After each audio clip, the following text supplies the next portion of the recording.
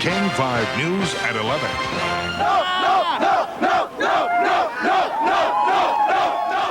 The people of Quebec vote no on independence. Canada remains a united country tonight. But the vote was very close. In fact, supporters of an independent Quebec are already calling for another referendum. Here are the final numbers. With 100% of the vote in, 2,360,000 voted no, that is 50.6%. 2,300,000 voted for independence, or 49.4%. The margin of victory for United Canada, only 1%. Only 1% vote counted.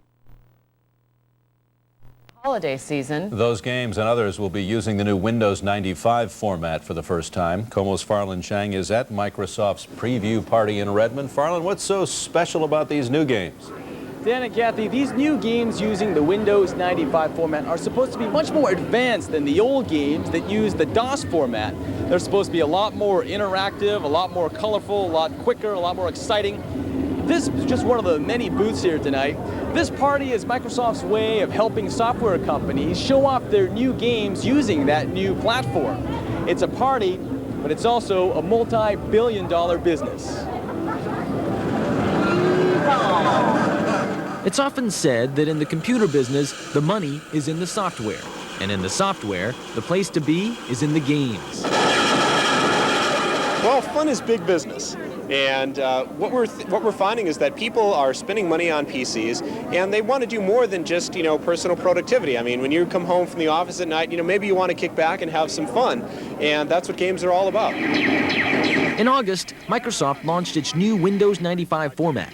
Tonight, 37 software makers from around the country have developed new games using that format. This game is called Havoc. It's made by Reality Bytes, which is based in Boston. This is a very big deal. It really makes our jobs a lot easier. We can make games that are a lot better. We can do more exciting things with graphics and sound. The game will play faster. It's more exciting. This party gives software makers a chance to show off their games and to play with the games of their competitors. Some critics argue these games are violent and non-productive, but the people who make these games disagree. You're learning how to use the computer, especially for little kids. They're learning how to use a computer. They're learning how to network computers together. There you go. Each of these games costs between $30 to $50, and this multi-billion-dollar industry expects to do well this holiday season, as long as consumers keep playing games to relax. If you're an adult and you're in the office, okay, your productivity is going to drop a little bit, sure, but it's a lot of fun. A lot of these games should be on the market in the next couple of weeks, and by the time the Christmas season peaks, there should be 75 new games with that new Windows 95 format on the shelves. Dan and Kathy. Farland, one of the many, oh, you got a little guest there. Hey, it's a party. Hey, one of the many big events for Microsoft this year was when Bill Gates teamed up with Steven Spielberg and his dream team in Hollywood. Does this fit in with that at all?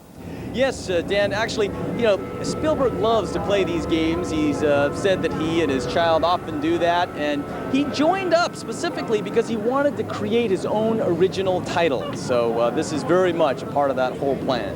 Okay, you be careful out there now. I'll do my best. They're pretty scary people out here. Thanks. Microsoft really isn't the only local company that's cashing in big time on computer games. Today, Nintendo.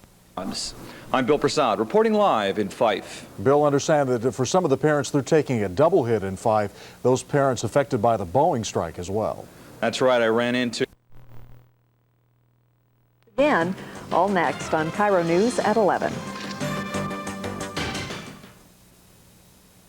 That's rather personal. How much do you spend every year on long distance? Shows us tonight, most anybody who has recently purchased a computer will probably admit the games were one of the big attractions. Games, in fact, are big business.